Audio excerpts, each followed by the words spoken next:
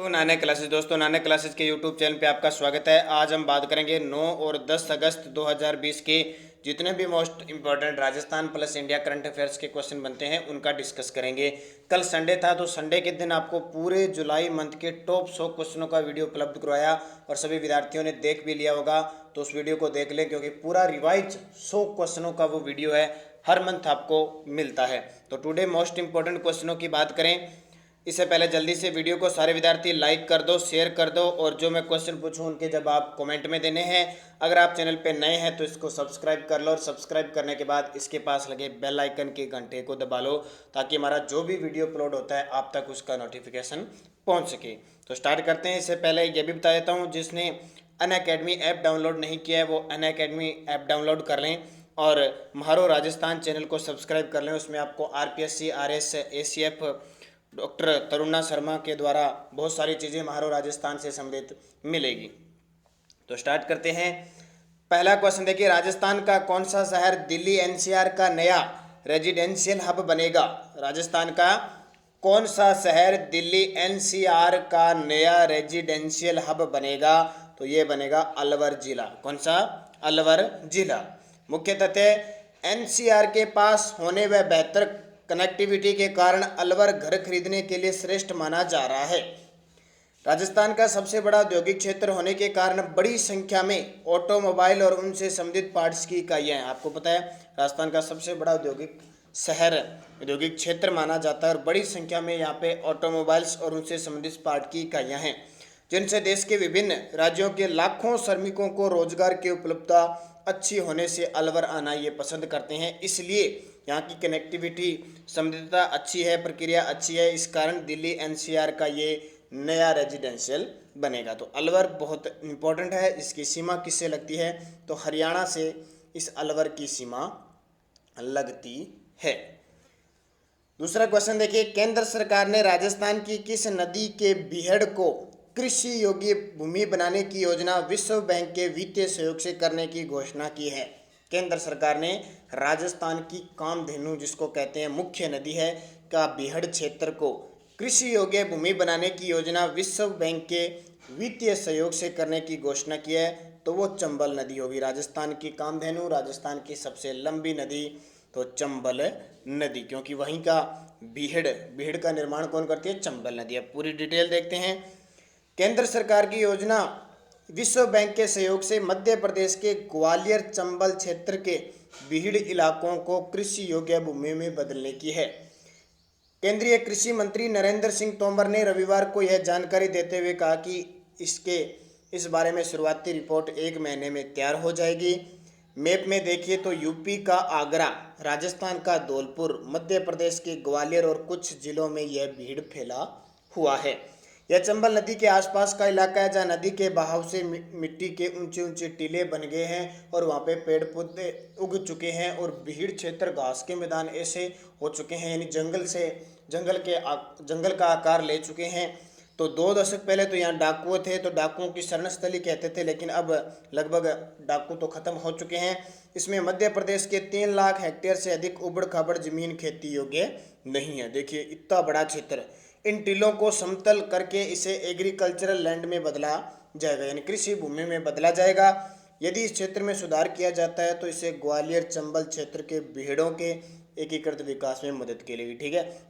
जैसे ये चंबल नदी है, आपको पता है कि मध्य प्रदेश मालवा के क्षेत्र से निकलती है ये और राजस्थान में बहती है 135-153 किलोमीटर के आसपास। देखो ये जो नदी है ये भीड़ का निर्माण करती है, ऐसे वृक्ष आकार, ऐसे वृक्ष के आकार का आकार ले लेती है, यानी यहाँ कंदराएँ फैल जाती है, भूमि कट कट के ऐसी भूमि कट जाती है और भीड़ का निर्माण करती है, घास फूस वगैरह।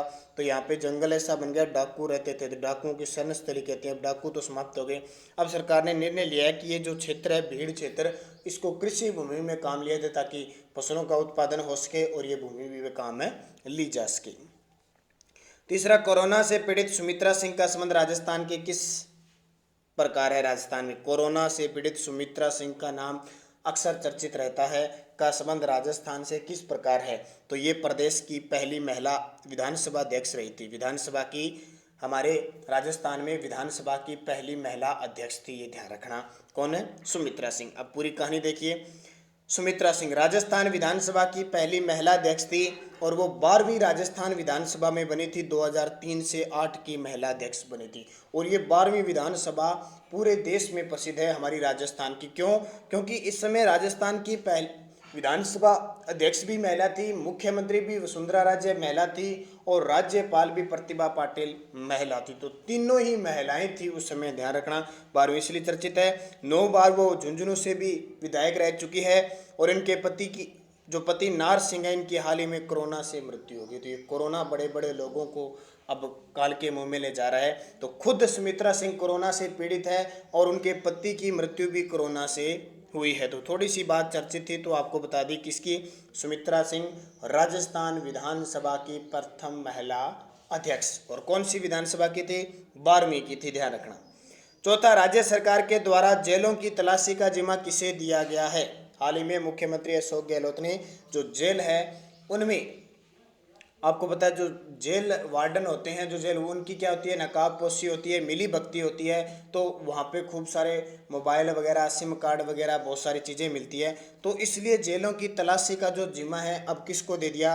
तो जिला कलेक्टर को दे दिया, संबंधित जिला कलेक्टर को। मुख्य तथ्य, गृह विभाग ने आदेश जारी कर प्रदेश की हाई सिक्योरिटी जेलों में कैदियों से बार बार मोबाइल और सिम कार्ड बरामद होने के बाद अब इसकी तलाशी का जिम्मा कलेक्टरों को देने का फैसला किया। क्योंकि आपको पता है जिला कलेक्टर है, उनकी कई दिनों बाद तबादला सूची में इनके नाम आ जाते हैं, बदलते रहते हैं क्यों हर प्रकार अलग अलग जिलों में। तो कलेक्टरों को ये आदेश दिए हैं। बाकी वहाँ पे जो जेल स्टाफ होता है वो मिली भगत होती है, रोकने और नियमित मॉनिटरिंग के लिए आदेश जारी किए। ये मिली भगती के कारण कई बार कैदी भाग जाता है या कुछ और हो जाता है, ये मोबाइल वगैरह सिम कार्ड पकड़े जाते हैं। इसलिए ये निर्णय लिया गया कि यह काम किसको सौंपा जाएगा? जिला कलेक्टर को सौंपा जाएगा। तो ध्यान रखना, राज्य सरकार के द्वारा खेलों की तलाशी का जिम्मा जिला कलेक्टर को दिया गया है। 5 नंबर, राजस्थान के किस व्यक्ति को एयरपोर्ट अथॉरिटी ऑफ इंडिया के सलाहकार समिति का सदस्य नियुक्त किया गया है? एयरपोर्ट अथॉरिटी ऑफ इंडिया के सलाहकार, तो ये आशीष मेहता को नियुक्त किया गया है। मुख्य तथ्य देखें, देश में हवाई यात्रियों की समस्याओं और सुविधाओं से संबंधित सलाह लेने के लिए एयरपोर्ट अथॉरिटी ऑफ इंडिया ने सलाहकार समिति के 24 सदस्य नियुक्त किए। एक समिति बनाई है, उसमें 24 सदस्य नियुक्त किए हैं, जिसमें राजस्थान के आशीष मेहता को भी सदस्य नियुक्त किया गया है और इनका कार्यकाल 2 वर्ष का होगा। एयरपोर्ट अथॉरिटी ऑफ इंडिया की स्थापना 1995 में हुई थी। मुख्यालय इसका दिल्ली में है और वर्तमान में चेयरमैन कौन है? अरविंद सिंह है। तो ये सारी आपके लिए इंपॉर्टेंट। और हमारे राजस्थान में एकमात्र अंतर्राष्ट्रीय हवाई अड्डा कौन सा है? सांगानेर अंतर्राष्ट्रीय हवाई अड्डा, जो 2014 में स्थापित हुआ था, 2009 में स्थापित हुआ था और 14वां अंतर्राष्ट्रीय हवाई अड्डा है। और दूसरा प्रस्तावित है महाराणा प्रताप हवाई अड्डा, डबोक, उदयपुर में। छठा क्वेश्चन है, राजस्थान कॉम इन्फो सर्विस द्वारा विकसित किए गए अभय कमांड सेंटर का संबंध किस विभाग से है? राजस्थान कॉम इन्फो सर्विस द्वारा विकसित किए गए अभय कमांड सेंटर का संबंध किस विभाग से है? तो ये है पुलिस विभाग से। किसे? पुलिस विभाग से इसका संबंध है। मुख्य तथ्य, भारत सरकार के विभाग नियंत्रण प्रमाणन प्राधिकरण द्वारा राजस्थान की राजकॉम इन्फो सर्विस लिमिटेड को प्रमाणित किया, जिसकी स्थापना 2010 में हुई थी। ध्यान रखना, राजस्थान में एक वेबसाइट है, वेबसाइट डिजाइन करने वाली, सॉफ्टवेयर डिजिटल के क्षेत्र में काम करने वाली राजकॉम इन्फो सर्विस है, जिसको क्या है, भारत सरकार के विभाग नियंत्रण प्रमाणक प्राधिकरण द्वारा प्रमाणित कर चुका है। यानी ये प्रमाणित करेगी तो ही वो अलग अलग क्षेत्रों में काम करेगी, डिजिटल क्षेत्रों में, वरना काम करने का अधिकार है नहीं। तो केंद्र सरकार ने इसको प्रमाणित कर दिया, ठीक है। इसकी स्थापना 2010 में हुई थी। यह सर्विसेज राजस्थान के विभिन्न डिजिटल सॉफ्टवेयर वेबसाइट को डिजाइन करती है और इसने अब कमांड सेंटर को विकसित किया है। और कौन सा? अभय कमांड सेंटर को विकसित किया है, जो पुलिस विभाग के साथ मिलकर काम कर रहे हैं। ऐप है एक, अभय कमांड सेंटर एक ऐप है जो पुलिस विभाग के साथ काम कर रहा है। यह 2 से 3 हजार सीसी कैमरों से जोड़ा गया है, जिससे अपराध प्रणालियों को कम किया जाए और पुलिस विभाग को आसानी से अपराधियों को पकड़ने में मदद मिल सके। इसी के साथ राजस्थान ई साइन व डिजिटल सिग्नेचर सेवा प्रारंभ करने वाला देश का प्रथम राज्य बन गया है। क्योंकि वेबसाइट ये काम कर रही है तो राजस्थान ई साइन और डिजिटल सिग्नेचर सेवाएं प्रारंभ कर चुका है, तो ये ऐसा करने वाला देश का प्रथम राज्य है। तो ये आपके लिए इंपॉर्टेंट है। कौन सा ऐप? अव्यय कमांड या कह सकते हैं अव्यय सेंटर है, जो किसके साथ काम कर रहा है, पुलिस विभाग के साथ काम कर रहा है। तो ये राजकॉम इन्फो सर्विस तो इम्पोर्टेंट आपके लिए बन जाता है। और राजस्थान पुलिस की भर्ती आपको पता है 5500 जल्दी एग्जाम होने वाला है, तो उसमें ये आपके लिए इम्पोर्टेंट बनेगा। 7वां क्वेश्चन देखिए, सीआरपीएफ के महानिदेशक बनाए गए हैं, तो पीएस रानी पसे बनाए गए हैं। सीआरपीएफ के नए महानिदेशक बनाए गए हैं पीएस रानी पसे। 1995 बैच के ये ओडिशा कैडर के आईपीएस अधिकारी हैं। इनका आरपीएस का सीआरपीएफ, ठीक है, CRPF central reserve police force, जिसका काम ज़्यादातर ये नक्सलवादी क्षेत्रों में होता है। और ये एसएससी की भर्ती आती है ना, एसएससी जीडी अर्धसैनिक बल, उसके तहत इसकी भर्ती होती है। सीआरपीएफ का आदर्श वाक्य है सर्विस एंड लॉयल्टी। सीआरपीएफ की स्थापना 27 जुलाई 1939 को हुई थी। नए महानिदेशक कौन बन गए, पीएस रानी पसी। अगला क्वेश्चन है, आईसीसी टी20 पुरुष विश्व कप 2021 की मेजबानी की जिम्मेदारी किस देश को मिली है, तो आईसीसी टी20 विश्व कप 2021 की मेजबानी भारत को मिली है। मुख्य तथ्य, यह टूर्नामेंट भारत में खेला जाएगा 2021 में। और इसके अलावा टी20 विश्व कप 2020 को साल 2022 में ऑस्ट्रेलिया में आयोजित किया जाएगा। 2020 वाला 2022 में ऑस्ट्रेलिया में, जिसे कोविड-19 के कारण क्या कर दिया था, स्थगित कर दिया गया। और एक 2021 में भी खेला जाएगा, वो अब वापस निर्णय लिया गया है भारत में। और 2020 वाला 2022 में ऑस्ट्रेलिया में, ध्यान रखना, कंफ्यूज मत हो जाना। 2021 वाला तो भारत में होगा, 2022 वाला ऑस्ट्रेलिया में होगा। आईसीसी महिला एक दिवसीय विश्व कप 2022 की मेजबानी की जिम्मेदारी किसको दी, देखो वो टी20 है, वो कौन सा है, वो था टी20, ध्यान रखना, कंफ्यूज मत होना। ये टी20 है, ये एक दिवसीय है, 50 ओवरों का मैच और महिला का है, तो ये न्यूजीलैंड को सौंपी है 2022 की मेजबानी। तो 2021 को स्थगित कर, ये होना कब था, 2021 में तो स्थगित कर दिया, अब 2022 में होगा, न्यूजीलैंड में आयोजित होगा, क्योंकि आपको पता है वैश्विक स्तर पर कोविड महामारी का प्रभाव पड़ रहा है। तो दोनों में आपको याद रखना है। लास्ट क्वेश्चन, भारत छोड़ो आंदोलन की कौन सी वर्षगांठ बनाई गई है, तो भारत छोड़ो आंदोलन की अभी हाल ही में 78वीं वर्षगांठ बनाई गई है। करो या मरो का नारा महात्मा गांधी के द्वारा दिया गया था। तो हमारे देश के स्वतंत्रता संग्राम के इतिहास में महत्वपूर्ण मील के पत्थर के रूप में पहचाना जाने वाला अगस्त क्रांति दिन अथवा भारत छोड़ो आंदोलन की 78वीं वर्षगांठ 8 अगस्त 2020 को समूचे भारत में बनाई गई। ध्यान रखना, 8 अगस्त 2020 को इस आंदोलन की शुरुआत यानी घोषणा हो चुकी थी और 9 अगस्त को इसकी शुरुआत हो चुकी थी। गांधी जी ने क्रिप्स मिशन की विफलता के बाद मुंबई के गोवालिया टैंक मैदान में दिए गए अपने भारत छोड़ो आंदोलन भाषण में करो या मरो का नारा दिया था। तो 78वीं वर्षगांठ अब की बार बनाई गई है, 8 अगस्त और 9 अगस्त दोनों आपको याद रखनी है।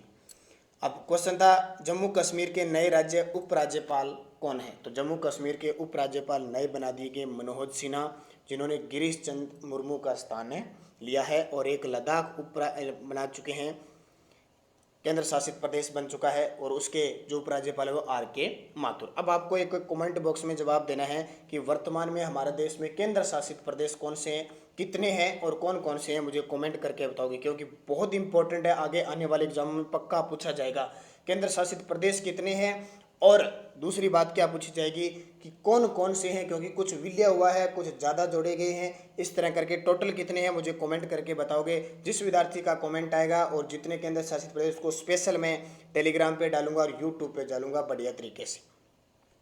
एक क्वेश्चन, राजस्थान का प्रथम विजय स्तंभ कहाँ स्थित है, तो प्रथम विजय स्तंभ अभी आरपीएससी लाइब्रेरियन का एग्जाम हुआ था, उसमें आया था बयाना दुर्ग भरतपुर के अंदर। ध्यान रखना, प्रथम विजय स्तंभ समुद्रगुप्त के द्वारा बनाया गया।